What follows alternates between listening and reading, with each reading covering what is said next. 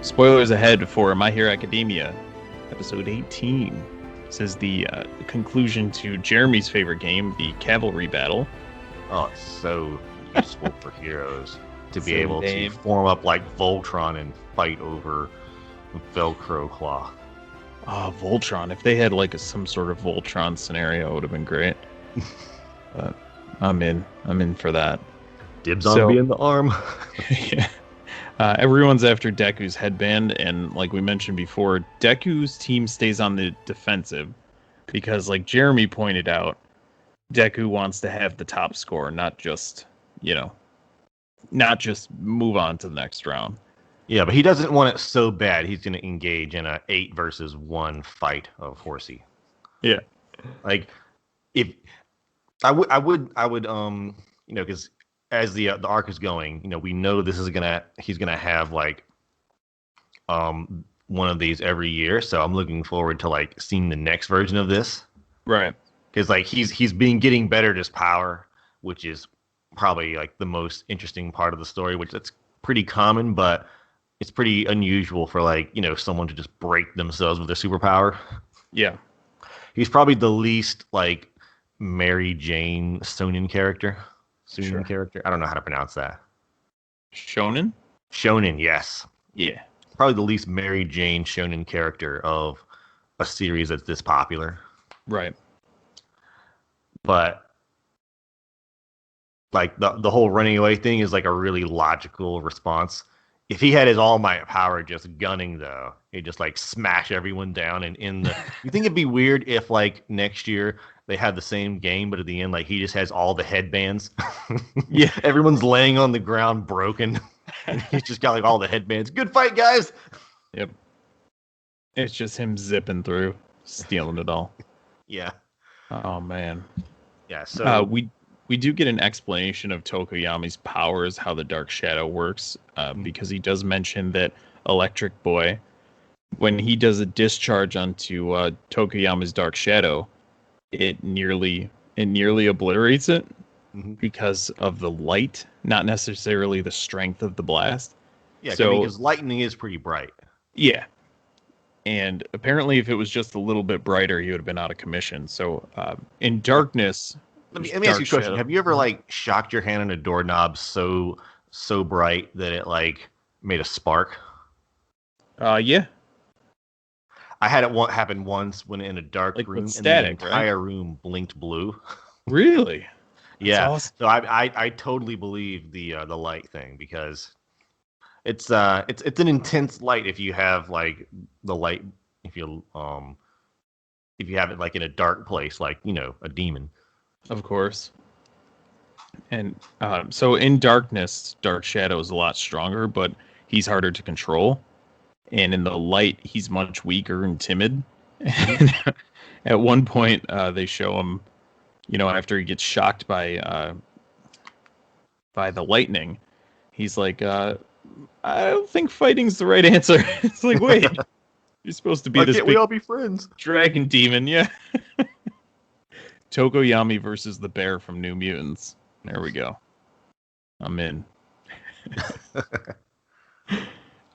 So we flash again to Monoma, who keeps screwing with Bakugo, and Kirishima's like, "Hey man, we got to keep a level head, or we're never gonna get our points back." Because Bakugo has his sights set on Monoma now.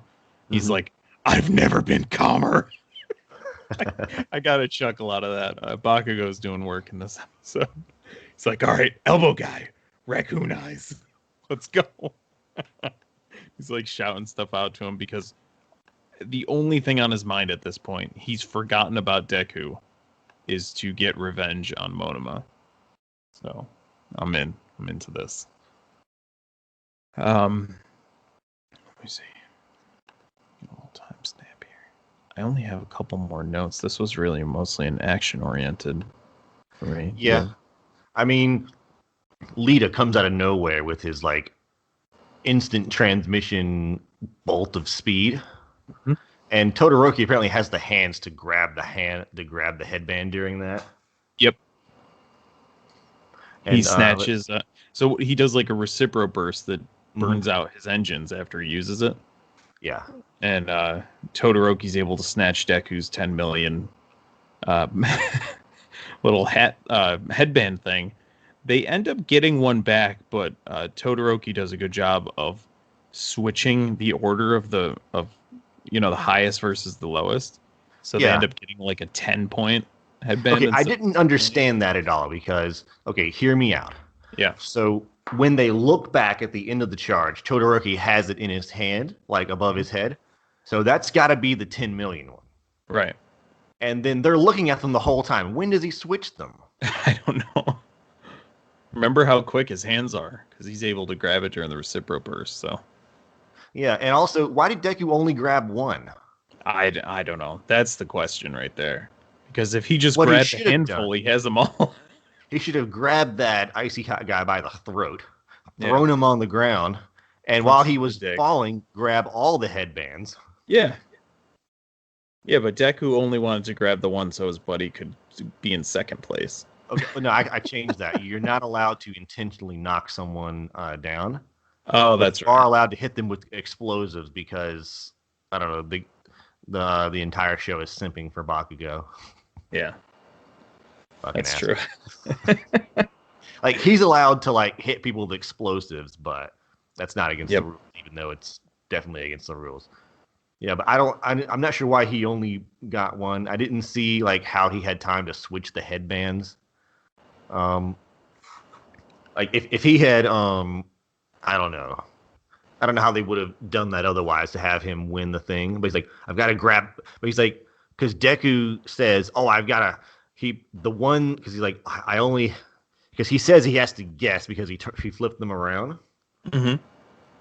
But everyone else in the show just grabs multiple headbands at once. But Deku decides which one to grab. Right. That's the only time anyone's decided to grab just one because they're all right there. Yeah. Yeah, I don't get that. But like if he had time to choose which one, then he had time to just grab a handful. And maybe he wouldn't get the 10 million, but he would have gotten, multiple other ones. We do see what's his name? Monoma's quirk in action in this episode. Mm-hmm. He copies Bakugo's quirk, blasts him in the face, then taps Kirishima on the head to steal his rock quirk, and then uses it to block Bakugo's return blast, which I thought was pretty cool. He seems like a character that would be really good in like a group. I think he would be really worthless in in solo. Like, oh, I hope I can touch this guy before the fight starts. Yeah, I do wonder about one thing though, which is they said that you're disqualified if you intentionally knock someone down, but are you disqualified if someone intentionally knocks you down? Are you both out? Oh. Maybe because it seems like they would like let you get back up and start again. So I think the strategy would be once Bakugo hits you with a fucking explosion in the head, you just fall to the ground. Yep. He's disqualified. You get up, grab his headbands. Yeah. And then you don't have a psycho trying to blow you up anymore. That would be a very Eddie Guerrero way of winning this, Eddie Guerrero, wrestler back in the day, R.I.P., really quick. He used to he'd bring a chair into the ring. He would, or like a belt or something, and he'd lay it down like when the ref was distracted. He'd lay it down next to like on the ground and lay next to it. Yeah. So it would look like he got hit with it. It's like that would have been you have really to explain cool that a bit more. In wrestling, if you hit someone with a chair, they're just out. Unless they're disqualified. Unless there's going to be a big. Well, yeah, but the chair is also the deadliest weapon in the world. Like, you can have a 200-pound man jump from the top rope, slam someone, hit their head off concrete, and they're fine. But if you hit them with a metal chair, that's it, buddy. Yeah, that's all. So Eddie Guerrero brings in a chair, has a friend of his distract the ref, hits the person with the chair to knock them out completely, and then lays down next to the chair. So it looks like they're both unconscious. Yeah, so it looks like sometimes he wouldn't even hit the other guy with the chair. He'd just lay down, and it would look like the dude hit him with the chair. Oh, I've never seen that. Yeah, and sometimes he'd hand the chair to the other guy and lay down. So when the ref would turn back, his opponent would have a chair in his hand. So good. Uh, those The were the good refs old in days. WWE are the best actors. Yeah. But yeah, that would have been a cool Monoma victory there if he disqualified Bakugo by flopping essentially. Yeah. By LeBron James flopping.